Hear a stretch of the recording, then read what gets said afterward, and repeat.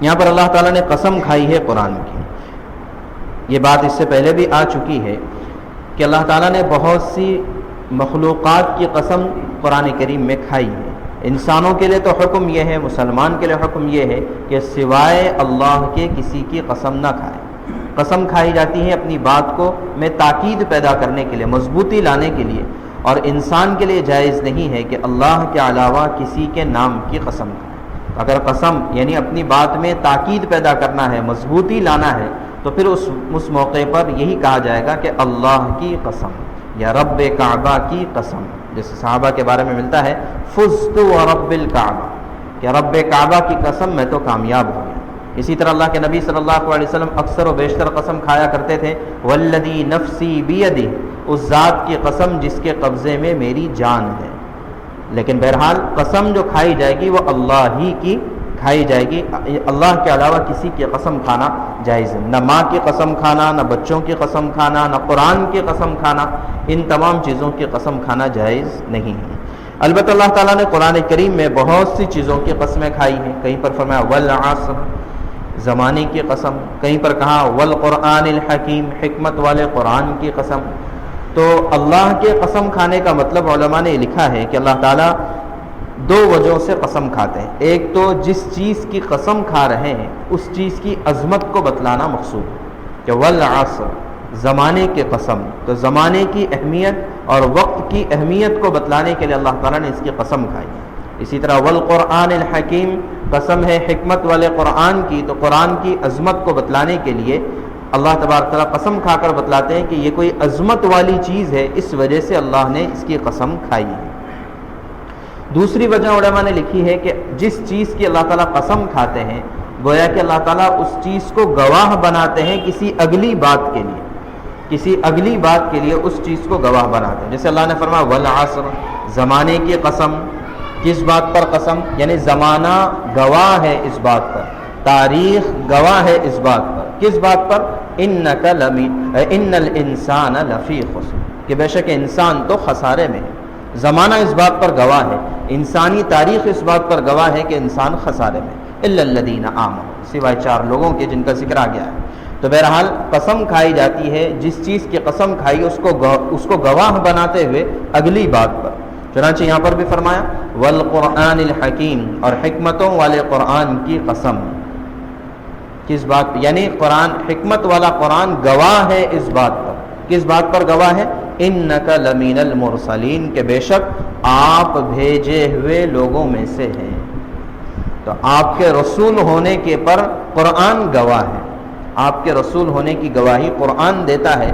تو اس بات کو بتلانے کے اللہ تعالیٰ نے یہاں پر قسم کھائی ہے.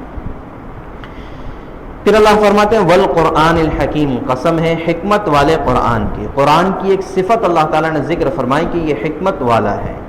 تو حکمت والا قرآن، اس سے کیا مراد ہے کہ اللہ تبارک و تعالیٰ اس سے بتلانا چاہتے ہیں کہ حکمت کسے کہتے ہیں. حکمت کہتے ہیں اس رائے کو، اس ایڈوائس کو کہ جس کے ذریعے سے کسی کا کام بن جائے، اس کو حکمت کہا جاتا ہے. بہت سارے کہا تھا حکمت والی باتیں. تو حکمت والی باتیں کیا ہوتی ہے کہ جو آدمی کو فائدہ دے دے. ایک تو بہت ساری باتیں ہوتی ہے لیکن ضروری نہیں کہ وہ بات آدمی کے دل کو لگ جائے. جو بات دل کو لگ جائے، اس کے زندگی میں کام آ جائے، اس کو کہتے ہیں حکمت والی بات. تو ایک مطلب تو اس صفت کا مطلب یہ ہے کہ قرآن سارا کے سارا حکمت سے بھرا ہوا ہے، کہ قرآن جو ہے یہ دلوں کو چھونے والا کلام ہے، چھونے والی کتاب ہے. اسی وجہ سے کتنے لوگ ہیں ایسے پہلے زمانے میں بھی اور آج بھی کہ جو صرف قرآن کو پڑھتے ہیں، قرآن کا مطلب سمجھتے ہیں، ان کے دل کی دنیا بدل جاتی ہے. کتنے ایسے غیر ایمان والے ہیں جنہوں نے صرف ایک شوق کے طور پر یا ایک علمی کام سمجھتے ہوئے اپنا ڈاکٹریٹ کی ڈگری حاصل کرنے کے لیے انہوں نے قرآن کا ترجمہ کرنا شروع کیا، لیکن ترجمہ ختم ہونے سے پہلے ان کا دل بدل چکا تھا، وہ اللہ پر ایمان لا چکے تھے. تو لہذا قرآن ایسی کتاب ہے جو دلوں پر اثر کرتی ہے اور دلوں کو بدل دیتی ہے. یہ قرآن ایسی کتاب ہے. تو اس وجہ سے والقرآن الحکیم، یہ حکمت والا قرآن. یا حکیم کے ایک معنی آتے ہیں فیصلہ کن، کہ یہ قرآن ہے فیصلہ کن بات پیش کرتا ہے. جیسے انسان ہے، یہ انسان کی کمزوری ہے کہ آج اس کا کسی بات پر ایک نظریہ ہوتا ہے کہ یہ چیز ایسی ہے، ایک نظریہ ہوتا ہے اس کا، لیکن جیسے جیسے اس کی عمر بڑھتی ہے، اس کا تجربہ بڑھتا ہے، اس کا نظریہ بدل جاتا ہے۔